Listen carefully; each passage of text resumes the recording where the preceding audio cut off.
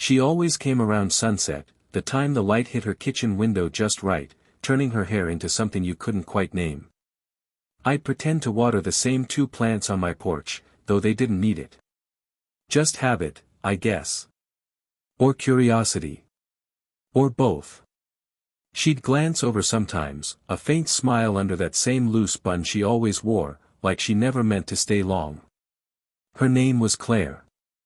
Mid-40s, maybe late. Moved in 6 months ago. Divorced, at least that's what the way she said, "we" used to be suggested. I never asked. Some things you can hear in how people pause. I first talked to her because of the mail. She'd gotten one of my packages, a record I ordered months back, one I'd forgotten I even wanted. When she knocked, I wasn't ready. My apartment looked like someone halfway through cleaning but gave up. "Sorry," she said, smiling, holding out the small brown box. "Didn't mean to interrupt your chaos." "Thanks," I muttered, rubbing the back of my neck. "Yeah, I'm cleaning day." She looked over my shoulder, not judging, just noticing. Mid-cleaning? Or mid-procrastinating? I laughed, a short, stupid sound. Little of both. She tilted her head. "Honest. I like that." Then she left. Just like that. After that, it became this quiet routine. She'd find reasons to step outside when I did, checking the mail, tossing keys in her car, watering flowers that didn't need it. I'd catch her looking, sometimes. Or maybe she caught me first. Hard to tell. There was this one evening, rain without thunder, that soft kind that makes the air smell new. I was sitting on the steps, sipping coffee that had gone cold, scrolling through my phone but not really reading. She came out wearing an oversized sweater and holding a mug. "You always drink coffee this late?" she asked. "Helps me think," I said.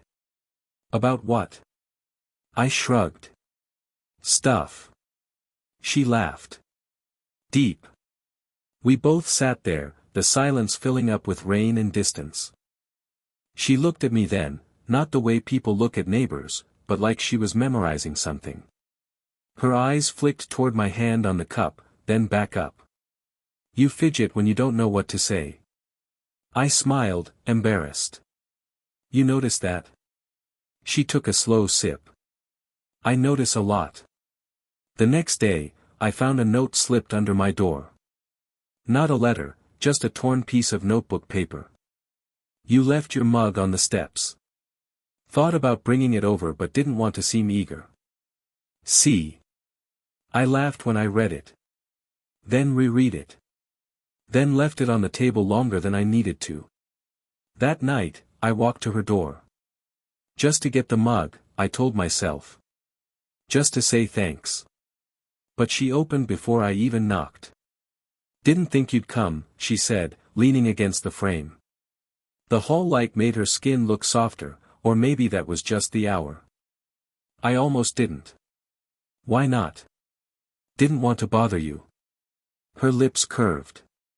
"You don't." "Not at all." The silence after that wasn't awkward, just charged. The kind that says more than it should. She tilted her head, a faint, knowing smile. "Don't look away," she said quietly. "I like when you stare." And for a second, I didn't. Couldn't. Before I could answer, her phone buzzed on the counter behind her. She looked at it, then back at me. The smile faltered, just slightly, like something unspoken hovered between us. "Another time?" she asked. I nodded, but she didn't close the door right away. Just stood there, studying me like a question she wasn't sure she wanted answered. Then, softly, she shut it. And I stood there, holding an empty mug that suddenly felt like it weighed too much. It had been 3 days since that night at her door. The mug still sat on my counter, clean now, but I hadn't put it away. Somehow, it felt wrong to. Claire hadn't come out much since. Her car hadn't moved, though the lights in her kitchen did. I could see the faint glow through the blinds, like proof she was still there. I kept waiting for something, a note, a glance, a reason. Saturday afternoon, I was fixing my bike chain when she appeared again.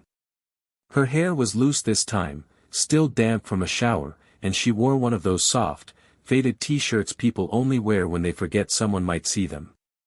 "You look like you're losing a fight," she said, leaning on the porch railing. "Chain slipped," I said. "It's stubborn." She crouched beside me, close enough that I caught the faint scent of her, something like rain and soap. "Let me," she said. "My ex used to fix ours all the time." The word ex hung in the air like static. I handed her the wrench. She adjusted the chain easily, fingers steady, like she'd done it before. Then she smiled faintly. "Guess I still remember something useful." "You do," I said, softer than I meant to. Her eyes flicked to mine, brief but deliberate. Then she stood, brushing her palms off. "Coffee?" she asked.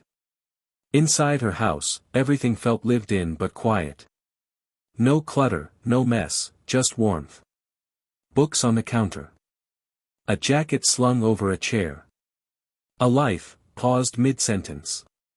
She poured coffee into mismatched mugs, then hesitated. "Milk?" "Sure," I said. "You always drink it black." "Old habit. Learned not to expect sweetness from things." I smiled, unsure if it was a joke. "That's kind of sad." She shrugged. "It's honest." We sat across from each other, the silence gentle but heavy. She tapped the rim of her mug once, then spoke again, quieter. "You remind me of someone I used to know. My son's friend, actually." I blinked. "Oh. He was your age." Always looked at me like he was seeing through the noise. I think I missed that kind of honesty. Something in my chest tightened, not jealousy, not exactly. Just, the awareness of distance. "I didn't mean," she began. "It's okay," I cut in, smiling a little. "You just caught me off guard." We both laughed softly, though it didn't quite reach our eyes. Later, as I stood to leave, she walked me to the door. The air between us felt different, like something had been named, even if neither of us said it out loud. I reached for the handle, but she placed her hand lightly on my forearm. "Just a touch." "Hey," she said, her voice low. "Don't overthink it, all right?" "Too late," I said, half smiling. Her thumb brushed against my skin once, almost by accident. Then she let go. "Next time," she said, "bring your stubborn bike. I'll show you how to fix it properly." I nodded, but my heart was somewhere else entirely. Because her touch, that brief, unthinking touch, had already fixed something I didn't know was broken. Top of form, it started to feel like habit again, our quiet, unspoken rhythm. Coffee in the late afternoons. The occasional laugh over nothing. Her voice through the thin fence, calling out some offhand comment that lingered longer than it should have. But lately, she'd been distant. Not gone. Just softer, like a radio turned one notch too low. Tuesday, I caught her outside, keys in hand, staring at her car but not moving. "Battery dead?" I asked. She looked up, startled, then smiled like she had to remember how. "Oh. No. Just thinking." I nodded, pretending to understand. She leaned against the car, crossed her arms. Her sweater sleeves were pushed to her elbows, a small freckle on her wrist catching the light. "You ever feel like you've gone too far into something you shouldn't?" she asked suddenly. "Sometimes," I said. "Like when?" She didn't answer. Just exhaled through her nose, eyes somewhere else. Before I could say more, someone called my name, my friend Jonah, waving from his porch. He grinned. "Didn't know you knew Mrs. Daniels." The word Mrs. hit harder than it should have. Claire smiled politely, too quickly. "Neighborly small talk," she said. That's all. Jonah winked. Sure. When he walked off, I felt the air shift, the kind of silence that makes you wish you could rewind 10 seconds. She spoke first, her tone flat but kind.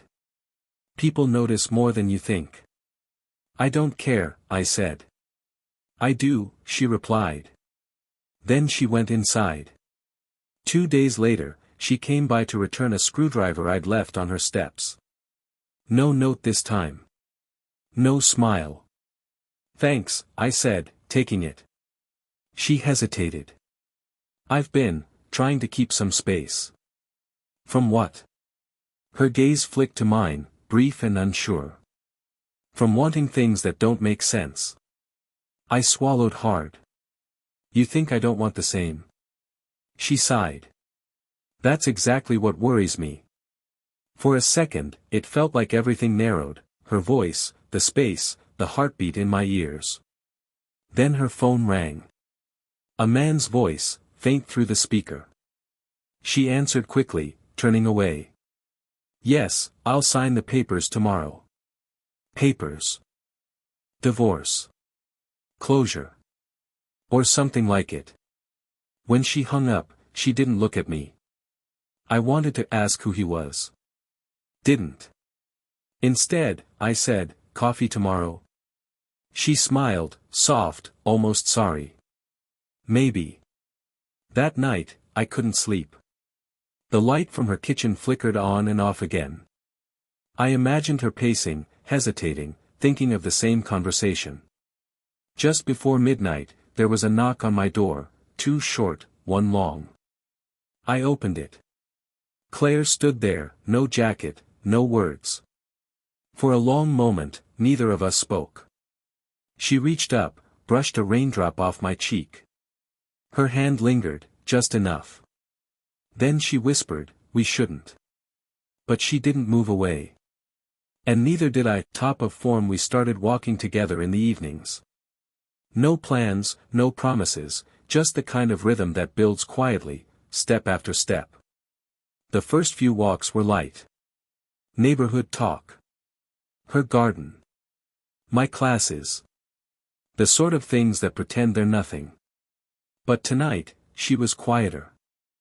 Her hands were in her pockets, her shoulders drawn in. The air smelled like rain again. I asked if something was wrong. She said no. Then said maybe. Then shook her head, smiling like it didn't matter. We stopped at the park bench near the corner. The one under the flickering street lamp. She sat first, crossing her legs, looking down at her hands. I sat beside her, leaving that polite distance people keep when they're trying not to want more. After a while, she said, my ex called again. He wanted to talk about us. Do you want that? I asked. Her mouth curved, not into a smile exactly. Wanting stopped being part of it a long time ago. I didn't know what to say to that. The quiet stretched, thin and heavy. Then she looked at me. Really looked. You make it too easy to forget where I am, she said softly. I froze. What do you mean? You don't flinch, she said. You just listen. You look at me like I'm still, someone who could be wanted.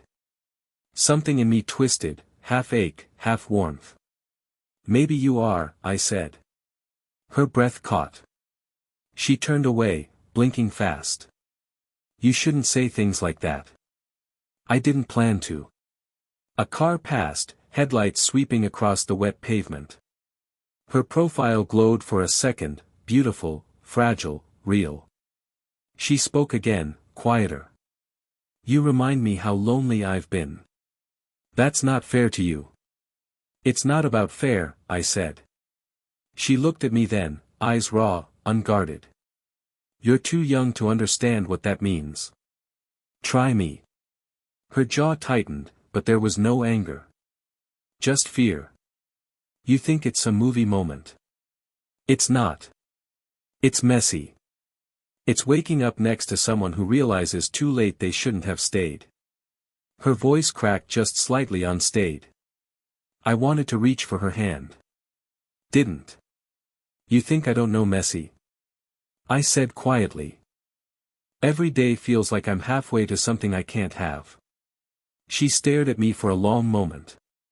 Then exhaled, shaky, resigned. Don't make me believe this is something, she whispered. Then stop looking at me like it is. That broke something. A soft sound escaped her, half laugh, half breath.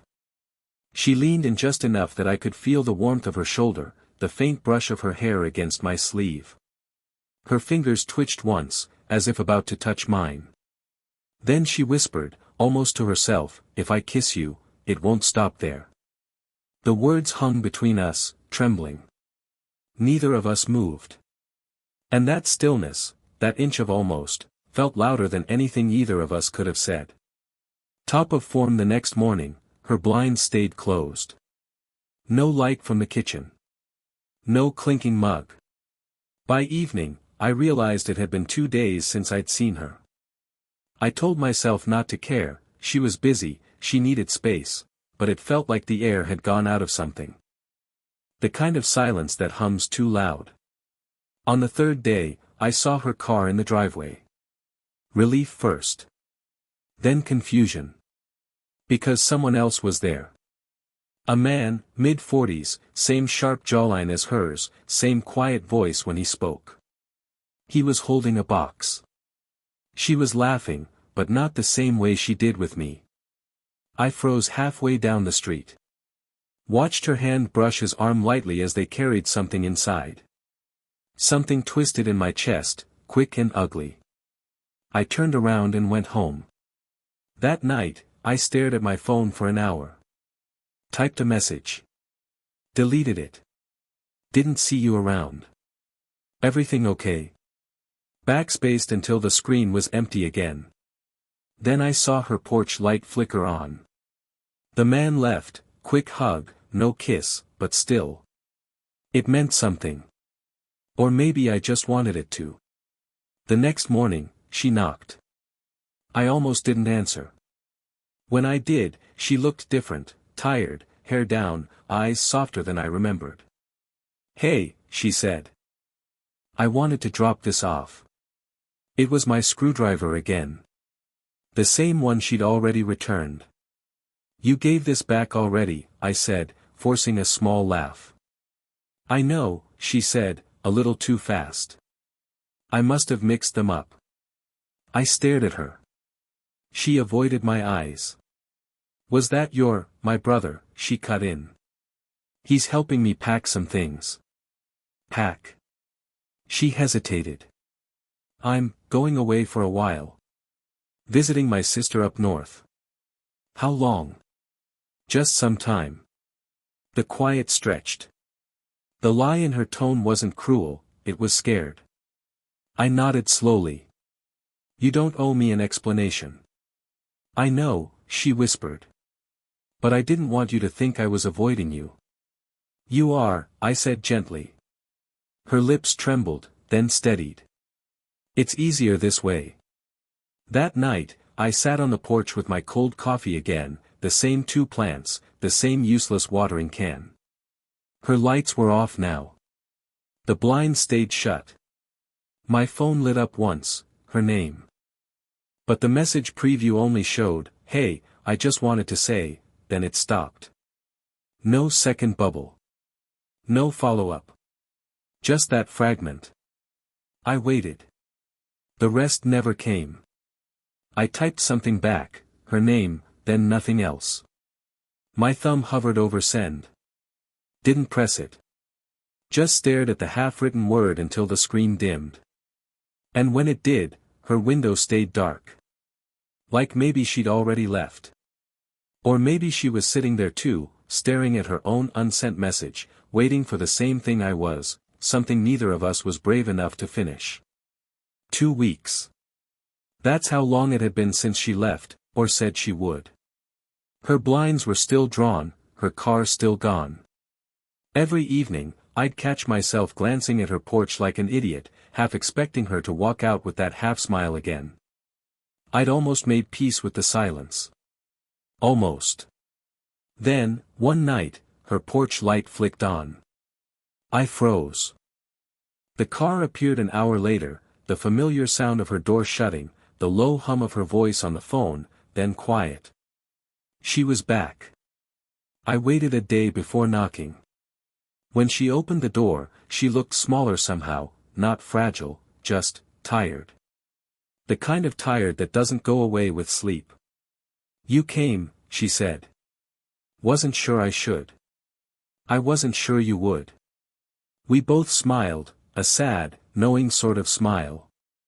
She stepped aside. "Come in." Her kitchen smelled the same. The coffee maker was running. 2 mugs this time. She poured without asking, handed me one. Her hands shook just slightly. "I almost didn't come back," she said. "Thought leaving would make it easier." "Did it?" She shook her head, eyes fixed on the counter. "No. It just made everything quieter. And somehow worse." I wanted to say me too, but the words caught somewhere between my chest and my throat.